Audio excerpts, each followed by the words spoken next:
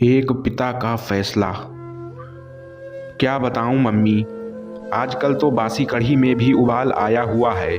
जब से पापा जी रिटायर हुए हैं, दोनों लोग फिल्मी हीरो हीरोइन की तरह दिन भर अपने बगीचे में ही झूले पर विराजमान रहते हैं। ना अपने बालों की सफ़ेदी का लिहाज है, ना बहू बेटे का। इस उम्र में दोनों मेरी और नवीन की बराबरी कर रहे हैं। ठीक है माँ, मैं आपसे बाद में बात करती हूँ। शायद सासू माँ आ रही हैं। सासू माँ ने बहू की बातें कमरे के बाहर सुन ली थी, पर नज़रअंदाज करते हुए खामोशी से चाय सोनम को दे दी। सासू माँ बहू सोनम को चाय देने के पश्चात पतिदेव अशोक जी के लिए चाय ले जाने लगी। ऐसा देखकर बहू सोनम के चेहरे पर व्यंग्यात्मक मुस्कान तैर गई, पर सासू माँ समझदारी दिखाते हुए बहू की इस नाजायज हरकत को नज़रअंदाज करते हुए सिर झुकाए वहाँ से निकल गई। पति के रिटायर होने के बाद कुछ दिन से उनकी यही दिनचर्या हो गई थी। आजकल सासू माँ प्रभा जी अपने पतिदेव अशोक जी को उनकी इच्छा के अनुसार अच्छे से तैयार होकर अपने घर के सबसे खूबसूरत हिस्से में अपने पतिदेव के साथ झूले में बैठकर उनको अपनी कंपनी देती थी। प्रभा जी ने उनकी सारी उम्र तो बच्चों के लिए ही लगा दी थी। कोठी नुमा घर अशोक और प्रभा का जीवन भर का सपना था, जो उन्होंने बड़ी मेहनत से साकार किया था। ऐसे मनमोहक वातावरण में वहाँ पर लगा झूला मन को असीम शांति प्रदान करता। पहले वह और अशोक इस मनमोहक जगह में कम समय के लिए ही बैठ पाते थे। प्रभा अनमनी होती तो अशोक बड़े जिंदा दिल शब्दों में कहते, पार्टनर रिटायरमेंट के बाद दोनों इसी झूले पर साथ बैठेंगे और खाना भी साथ में ही खाएंगे। आपकी हर शिकायत हम दूर कर देंगे। फिलहाल हमें बच्चों के लिए जीना है। बच्चों के कैरियर पर बहुत बड़ा बलिदान करना पड़ा है। खैर, अब बेटा अच्छी नौकरी में था और बेटी भी अपने घर की हो चुकी थी। रिटायरमेंट के बाद घर में थोड़ी रौनक रहने लगी थी। अशोक जी को भी घर में रहना अच्छा लग रहा था। पहले तो बड़े पद पर थे तो कभी उनके कदम घर में टिकते ही नहीं थे, लेकिन उनकी बहू सोनम अपने पति नवीन को उसके माता पिता के लिए ताने देने का कोई मौका ना छोड़ती। उसने उस कोने के बगीचे से छुटकारा पाने के लिए नवीन को एक रास्ता सुझाते हुए कहा, क्यों ना हम बड़ी कार खरीद लें नवीन। आइडिया तो अच्छा है, पर रखेंगे कहाँ? एक कार रखने की तो जगह है घर में। नवीन थोड़ा चिंतित स्वर में बोला, जगह तो है ना, वो गार्डन तुम्हारा जहाँ आजकल दोनों लव बर्ड्स बैठते हैं। सोनम व्यंग्यात्मक स्वर में बोली।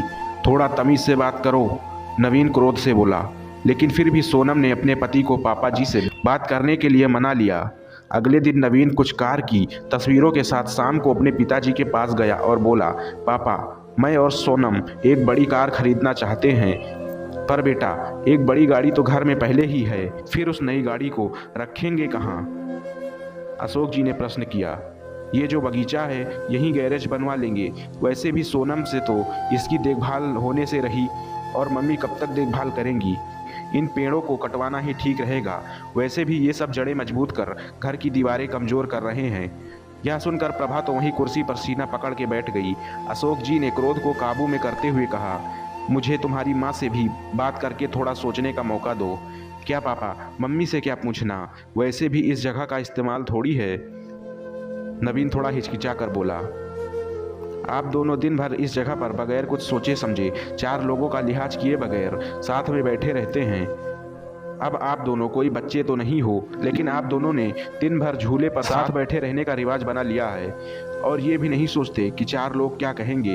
इस उम्र में मम्मी के साथ बैठने की बजाय आप अपनी उम्र के लोगों में उठा बैठा करेंगे तो वो सब ज़्यादा अच्छा लगेगा, ना कि ये सब। और वह दंदनाते हुए अंदर चला गया। अंदर सोनम की बड़बड़ाहट भी जारी थी।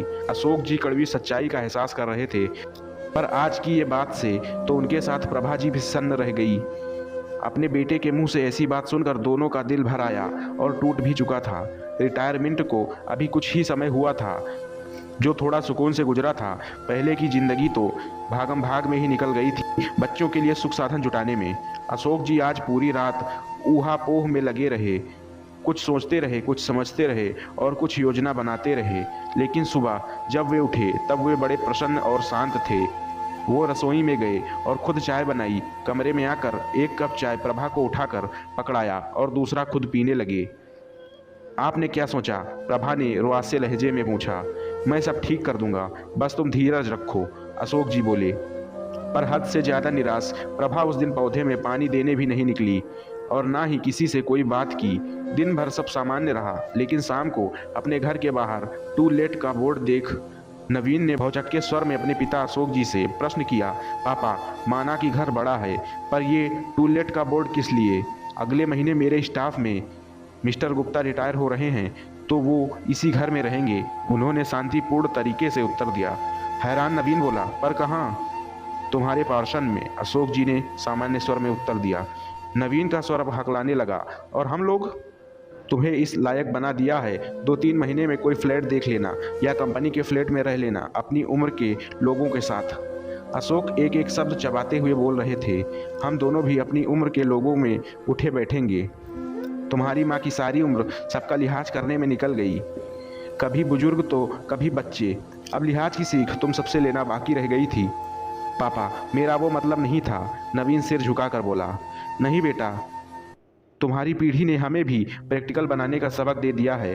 जब हम तुम दोनों को साथ देखकर खुश हो सकते हैं, तो तुम लोगों को हम लोगों से दिक्कत क्यों है?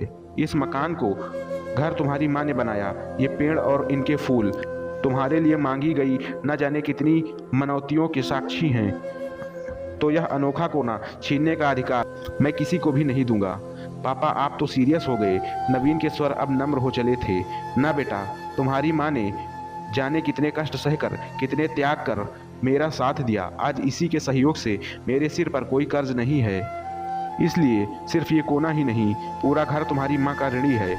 घर तुम दोनों से पहले उसका है, क्योंकि जीभ पहले आती है, ना कि दांत।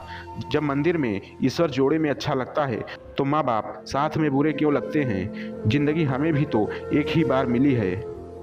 दोस्तों, आशा करते हैं यह कहानी आपको पसंद आई होगी। अगर यह कहानी आपको ज़रा सी भी अच्छी लगी है, तो प्लीज़ इस वीडियो को लाइक करें और हमारे इस चैनल को सब्सक्राइब करना बिल्कुल ना भूलें।